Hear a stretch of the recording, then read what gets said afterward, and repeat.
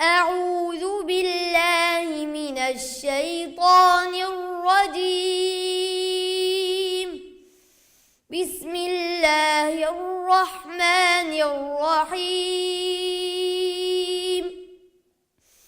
يا أيها الذين آمنوا لا تتخذوا عدوي وعدوكم أولياء تلقون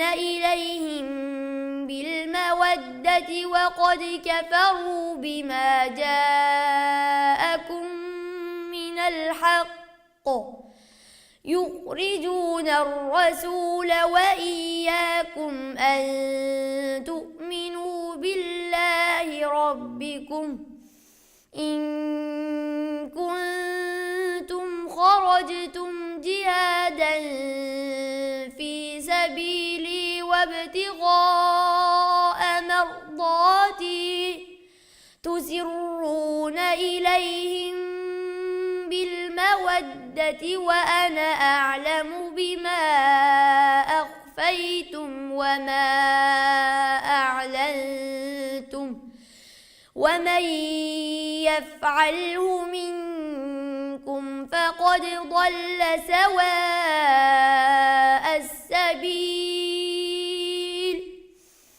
إن يثقفوكم يكونوا لكم أعداء ويبسطوا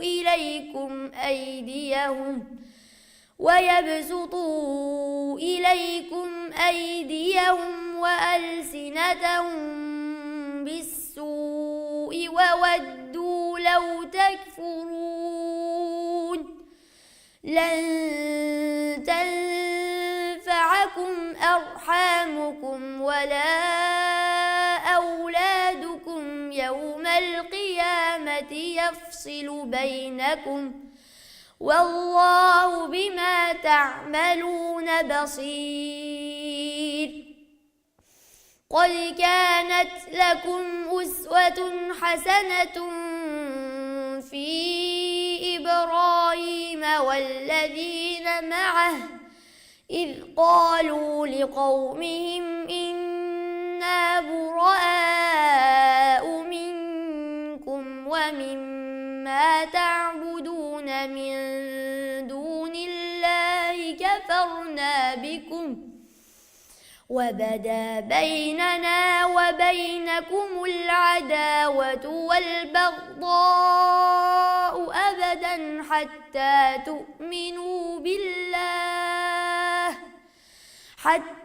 تؤمنوا بالله وحده إلا قول إبراهيم لأبيه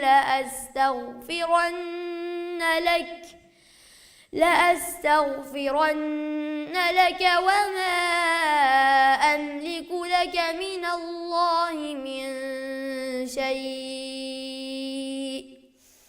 ربنا عليك توكلنا وإليك أنبنا وإليك المصير. ربنا لا تجعلنا فتنة للذين كفروا واغفر لنا ربنا إنك أنت العزيز الحكيم.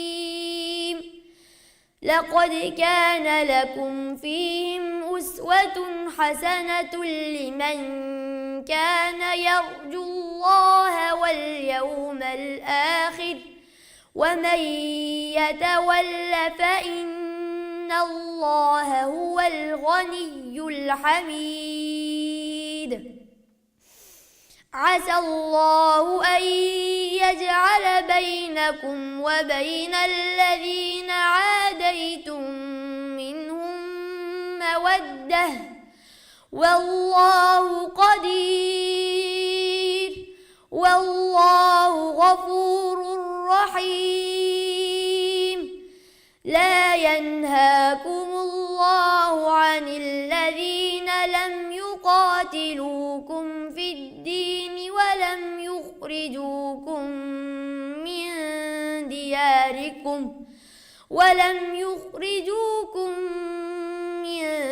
دياركم أن تبروهم وتقسطوا إليهم إن الله يحب المقسطين. إنما ينهاكم الله عن الذين قاتلوكم في الدين وأخرجوكم من دياركم وظاهروا على إخراجكم أن تولوهم ومن يتولهم فأولئك هم الظالمون. يا أيها الذين آمنوا إذا جاءكم المؤمنات مهاجرات فامتحنوهن الله أعلم بإيمانهن فإن علمتموهن مؤمنات فلا ترجعوهن إلى الكفار لا هن حل لهم ولا هم يحلون لهم وآتوهم ما أنفقوا ولا جناح عليكم أن تنكحوهن إذا آتيتموهن أجورهن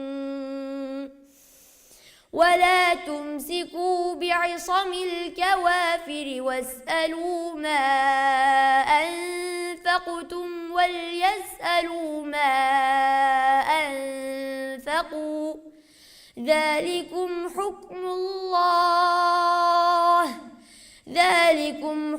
الله يحكم بينكم والله عليم حكيم.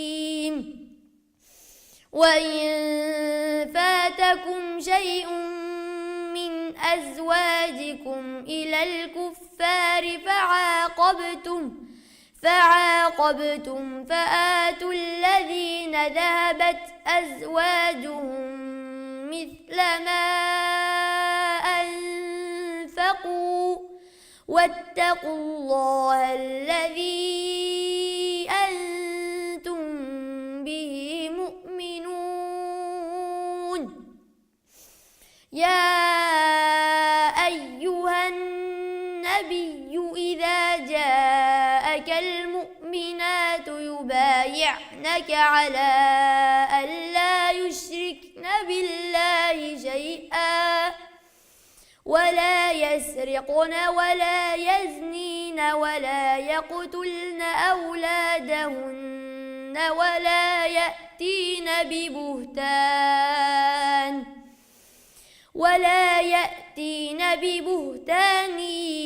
يفترينه بين أيديهن وأرجلهن ولا يعصينك في معروف فبايعهن واستغفر لهن الله إن الله غفور رحيم.